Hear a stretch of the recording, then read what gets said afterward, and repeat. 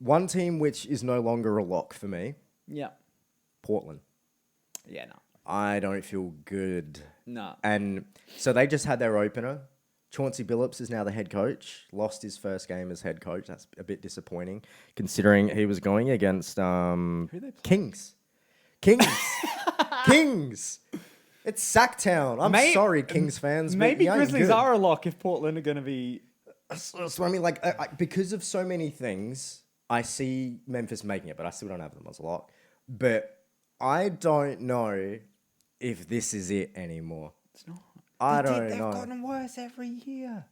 I wouldn't say they've gotten worse every year. The past, 5 to 7 years, they've always been competitive. No. Like, since they made the Western Conference Finals. Oh, Gotten I mean, worse every year. yeah, I mean, you can say that about any team. Any team that doesn't make the conference finals again. No. They Look worse. They look worse. They look like shit. The only reason they've done anything last year because of a Dame. Yeah. Who else in that team did anything? What? Melo? This game, Last year. CJ had the best year of his career. Did it feel like it? Yes. Didn't feel like it to me. I don't know why. CJ had a great career, and he's having a Career. he is having a great career. But one of the things I wanted to touch on with this Portland team, all right, is CJ is starting off to a better season than Dame. Far better already. I think he had 34 points in the open, a great efficiency. Just he's a killer right now. And he's always up in trade talks for like Ben Simmons, things like that. And even without Ben Simmons, it's like one of these got to go, and we don't want to let Dame go. No. But I find it difficult. The more CJ is with that team, the more I'm like, I don't want to let you go. Because you are the consistency piece that we need when Dame is not consistent, because Dame is not too consistent, I'll be honest with you. Especially come playoff time. He's clutch, but there are games where he goes for 17 points and CJ goes for 30. And it's, if I'm trading CJ, I need someone that's going to get me 20 to 30 points. And there are not a lot of players on the market that do that right now, right? Yeah. That's the thing. Like, CJ's not just he's not JC, Jordan Clarkson. This guy is an elite shooting guard in the league. And you need something. And it's like I said, the more I watch him, the more I'm like, I don't know. I want to move off of CJ because running it back again and again isn't doing you any favors. But letting him go could be a big mistake if you don't get a huge return. Yeah. He deserves a huge return. Like, he is having good statistical games. But when I look at CJ, when I watch him play, I don't see the second best player on a team. Wild to me. And like the stats prove me wrong. But when I look at him and watch him play, I don't think you're the second best. Like, he is the second best player in Portland. But if he was on like a real championship team, to me, he wouldn't be the second best player. No. If you know what I mean? I'm not saying he's not the second best player in Portland. He is. No. But if he was on a real championship contending team, wow, that's a knock at Portland. But like, I wouldn't see him as the second best player. And he shouldn't be the second best player. I agree with you 100%. I don't think he should be the second best player. But there are quite a few third best players on the team that are going to get you 20 to 30 points when you need it. And that's what you expect for CJ McCollum. If you get a player back that cannot get you 20, you are fucked. But they're not fucked now, though. They are like, if you want to put an image in the dictionary of mixed emotions, it's Portland's logo, baby.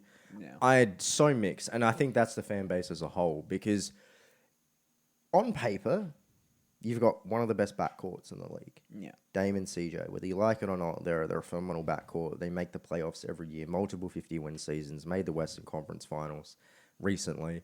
They're a great team. The other half of that is, I don't know if CJ's it. I don't know if Dame's going to be here. Chauncey Billups is a brand new head coach. He doesn't look like he's that good right now. Nurk isn't what we thought he was going to be. No. We invested so much in Zach Collins. Now he's gone. He's gone. It's so much of this is, What's a wing player? I don't know how to feel right now. And that's kind of where I stand with it. And I feel like Chauncey Billups may have invested in a bit of a catastrophe very, very soon. But at the same time, if you're Chauncey Billups, head coaching position, you take it. whether it's good, bad, or otherwise. I was listening to Woj's podcast, and he does one-on-ones all the time, and he did one with Chauncey Billups. It was insightful. I love this insightful stuff. Was this before he got the head job or after? After? Okay. And it was talking about why he took it and why he hasn't taken one before. Because Chauncey's like, I could have had multiple head coaching positions beforehand. He's stuck as an assistant head coach for a while. And it's this insight that I love, because he was saying, as an assistant coach, he was an assistant coach, I believe it was Ty Lue. Correct. And And he with was, Doc as well. Yeah. And he was talking about Ty Lue specifically. And it was like, I admittedly, under Ty Lue, was not ready. The amount of work that Ty Lue puts in, day out, the man doesn't sleep, is insane. I wasn't ready for that. The amount of dedication to the players, the organization, the knowledge on the fly that you have to have, I didn't have that. And it's crazy to me, because we don't generally look high on Ty Lue as a head coach. He's a great head coach, but we don't generally talk about him that way. Yeah. And for Chauncey Billups to come out and say with Woj that, like, he's a phenomenal, like, his IQ is off the charts. Chauncey Billups is one of the best point guards I've ever seen. And to say that, and to Yeah. say he wasn't ready, High praise from someone we consider yeah, up there. it's the biggest praise you can get. Yeah. And now he finally feels he's ready. He feels his approach right now is, I've been a point guard in the league. I know how these players play. I'm going to approach it that way. And it should be a good thing on paper. Chauncey Billups kind of felt like he was played in an era which wasn't best suited for his talents. Granted, he got a chip. I feel like it would have been great right now for his play style. But I feel like it could work with CJ and Dame. Yeah. But I also, now in the back of my mind, there's that human side of it where it's, oh yeah, sometimes they don't feel ready. They know that there's a knowledge gap between coach to coach, player to player, coach to player, player to coach. Yeah. And it's like, because this situation right now is not ideal.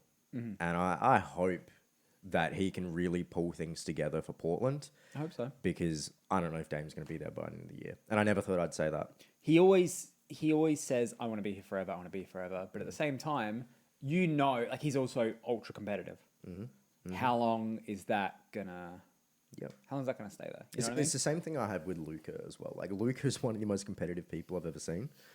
And Europeans, man, they're yeah. ridiculous. So, like, kid, this is a PSA to you, my friend. Yeah. If you don't let him start shooting threes again, He's out. gonna start shooting threes. He's out. Yeah, he's crazy competitive. Luca's gonna come out in the other team's jersey. Like, I told you, Jason. I told you. Let me shoot. He's gonna come out in the Mavs jersey. He's gonna take it off underneath, and he stares at Jason Kidd. You've done this. This is your doing, Jason. I will burn you now. I love the idea of people just calling him by his first name. Yeah. It just feels super Jason. weird. Jason. Because who is that? But you got it. Unless they call him Coach.